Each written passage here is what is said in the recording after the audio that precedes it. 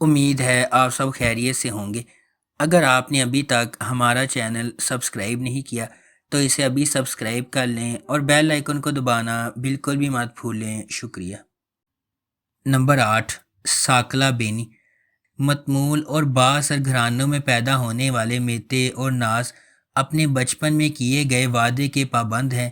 یہ وعدہ ایک المناک واقعے سے ہوا ہے جہاں ناز کی بے گناہی پر سمجھوتا کیا گیا تھا اور میتے کے خاندان نے غیر متزلزل حمایت کی پیشکش کی۔ جیسے جیسے وہ بڑے ہوتے جاتے ہیں، ان کا رشتہ گرما گرم دلائل اور پرجوش مصالحت کا رولر کوسٹر بن جاتا ہے۔ میتے بچپن کے وعدے کو نبھانے کے لیے پرعزم ہے۔ ناز سے شادی کرنے کے لیے بیرون ملک تعلیم حاصل کر کے واپس آیا ہے، تاہم قسمت اس وقت مداخلت کرتی ہے جب وہ ناز کی وفادار نوکر انجیلا کے ساتھ راستے عبور کرتا ہے۔ انجیلا، جس نے ایک پریشان حال ماضی کے بعد ناز کے گھر میں ایک خاندان پایا ہے، حادثاتی طور پر سامنے آنے والے ڈرامے میں ایک اہم شخصیت بن جاتی ہے۔ نمبر 7، شاہانِ حیاتم۔ دبئی کی چمکتی ہوئی آسمانی لکیروں سے لے کر میامی کے دھوپ میں بھیگے ساحلوں تک، شاہانِ حیاتم شبنم کے سفر کی پیروی کرتا ہے۔ ایک مخالف ہیروئن جو مشکلات سے پیدا ہوئی، جو معاشرے کی سیڑھی کی چوٹی تک اپنے پنجے گاڑتی ہے۔ شبنم ایک اسکالرشپ والی بچی تھی جو ایک ایلیٹ اسکول میں پڑھتی تھی، جہاں اسے امیر طلباء کے والدین اور یہاں تک کہ اس کے کچھ اساتذہ نے تنگ کیا تھا۔ اس کے دماغ کے باوجود کسی نے نہیں سوچا تھا کہ وہ اسے ان کی سطح تک پہنچائے گی، لیکن پلاسٹک سرجری اور اٹل خواہش کے ساتھ شبنم نے حتمی انعام حاصل کیا، اونور نامی ایک امیر شوہر۔ نمبر 6، سفیر۔ سیریز کا مرکز گل سوئے خاندان پر ہے، جو کیپاڈوشیا کے سب سے نمایاں خاندانوں میں سے ایک ہے، جن کی انتہائی قابل احترام زندگی ایک غیر متوقع سانحے کے بعد تباہ ہو جاتی ہے۔ امریکہ سے اپنے بڑے بیٹے آتش کی واپسی پر گل سوئے کافی عرصے کے بعد دوبارہ ایک جگہ پر اکٹھے ہوئے ہیں۔ آتش، جس نے کم عمری میں ایک ٹریفک حادثے میں اپنے والد کو کھو دیا، نے اپنے دادا عمر کی زبردست اتھارٹی کے سامنے سر تسلیم خم کرنے سے انکار کرتے ہوئے گھر چھوڑ دیا۔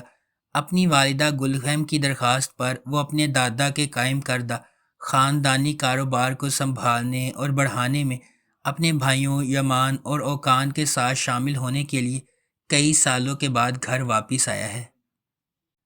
نمبر 5، دلک تاشی۔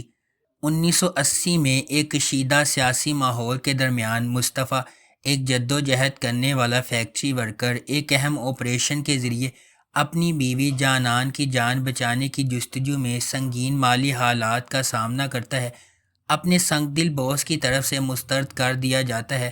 مصطفیٰ گرفتاری سے بچنے کے لیے فرار ہو جاتا ہے، اپنی بیٹی جیمرے کو یتیم خانے میں چھوڑ کر۔ بعد میں امیر رونا خاندان نے اسے گود لیا۔ دیکھ بھال کرنے والی گھریلو ملازم فیگن کی مدد سے مصطفیٰ اپنی بیٹی کے قریب رہنے کے لیے روناز کے گھر میں گھس جاتا ہے اور ان کے درمیان ایک غیر متوقع رومانس شروع ہو جاتا ہے۔ نمبر 4، اچ کس کاردیش۔ ایک زمانے میں ایک خوبصورت لیکن پر اسرار ملک میں 3 بہنیں رہتی تھیں، جن کا نام ترخان، دونش اور دریا تھا۔ ایک قریبی خاندان کے طور پر وہ ہر رات ایک امید افزا مستقبل کا خواب دیکھتی تھی۔ شاید ایسی پرورش جو ایولی کی دیودار کی خوشبو والی سڑکوں پر پریوں کی کہانی سے ملتی جلتی تھی، نے انہیں جوانی کی سنگین حقیقت کے لیے تیار نہیں کیا تھا۔ وقت گزرنے کے ساتھ بہنوں کو پتہ چلتا ہے کہ زندگی اور اس کے ساتھ ہونے والے انتخاب اتنے آسان نہیں ہیں جتنے وہ نظر آتے ہیں۔ ناقابل فہم راز وہ لوگ بھی چھپا سکتے ہیں جن پر سب سے زیادہ بھروسہ کیا جاتا ہے، اور خوفناک بیماریاں ماضی کی قیامت کا باعث بن سکتی ہیں۔ یہ انہیں اس سوال کی طرف لے جاتا ہے، کیا دنیا میں کوئی ایسی چیز ہے جسے وقت ٹھیک نہیں کر سکتا؟ نمبر 3، یارگی۔ جب وہ ابھی لا اسکول میں تھی، جیلان کے والد کو ایک ایسے جرم کے لیے پھنسایا گیا جو اس نے نہیں کیا تھا۔ وہاں قانون ہے اور پھر انصاف ہے، اور جب سے اس کے والد کو جیل بھیجا گیا ہے، جیلان کو معلوم ہے کہ وہ کس طرف ہے۔ جیلان ایک دفاعی وکیل بن جاتی ہے اور ایک بہادر متحرک اور لاپرواہ وکیل کے طور پر جانی جاتی ہے جس کا اس کے ساتھی احترام کرتے ہیں، لیکن استغاثہ اور پولیس کے ساتھ مسلسل مشکلات میں رہتی ہے۔ الغاز ایک بے ہدہ پروسیکیوٹر ہے جو کتاب کے مطابق سب کچھ کرتا ہے۔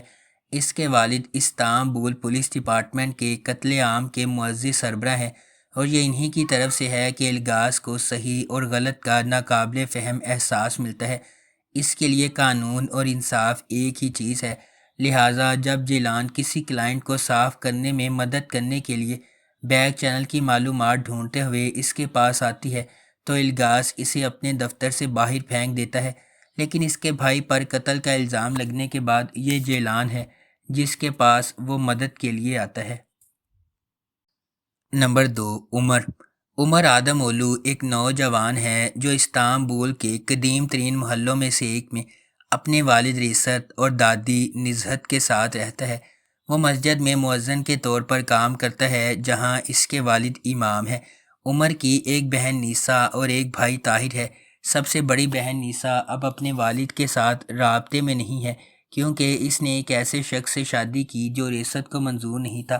طاہر خاندان کی قدامت پسند روایات کی زیادہ قریب سے پیروی کرتا ہے اور ایک مذہبی اشاعت گھر میں کام کرتا ہے۔ جب گامزے اپنے بیٹے کے ساتھ اپنے خاندانی گھر واپس آتی ہے تو اسے اچھی زندگی فراہم کرنے کے لیے اپنی بینکنگ کی نوکری دوبارہ شروع کرتی ہے۔ وہ اپنے بیٹے کو ضلع کے ایلیمنٹری اسکول میں داخل کرواتی ہے اور عمر سے ملنے کے بعد جو وہاں پارٹ ٹائم ٹیچر کے طور پر کام کرتا ہے وہ دونوں محبت میں پڑ جاتے ہیں۔ نمبر 1، کیندی دوسان آلاماس۔ جس دن علیزے کی پیدائش ہوئی اس کی ماں کا انتقال ہو گیا۔ علیزے کو احساس جرم ہے، حالانکہ اس کے والد نور الدین اسے پریشان نہ کرنے کے لیے بلند آواز میں اس کا اظہار نہیں کر سکتے۔ اس میں نور الدین نے اسے خوش رکھنے کے لیے کیے گئے سمجھوتوں کا اضافہ کیا۔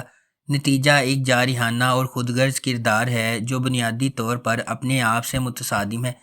تاہم وہ ایک بریکنگ پوائنٹ پر پہنچ جاتا ہے، تقریباً ایک ویک اپ کال، جب اس کی بیٹی ایک میکینک کی کار کو نقصان پہنچانے والے ہٹ اینڈ رن میں ملوث ہوتی ہے۔ اس سے پہلے کہ بہت دیر ہو جائے وہ اپنی بیٹی کو وہ چیزیں سکھانے کا فیصلہ کرتا ہے جو وہ اسے چھوٹی عمر میں سکھانے سے قاصر تھا۔ اس کا پہلا مقصد علیزے کو دوسروں کے فیصلوں اور خواہشات کا احترام کرنا سکھانا ہے۔ اس وجہ سے وہ سینم کو پرپوز کرتا ہے جسے وہ برسوں سے پیار کرتا تھا لیکن شادی کی طرف قدم نہیں اٹھا سکتا تھا تاکہ علیزے پریشان نہ ہو۔ اگر آپ کو ہماری یہ ویڈیو پسند آئی ہے تو اسے لائک کریں، شیئر کریں اور ہمارے چینل کو سبسکرائب کرنا بالکل بھی مت بھولیں۔ شکریہ۔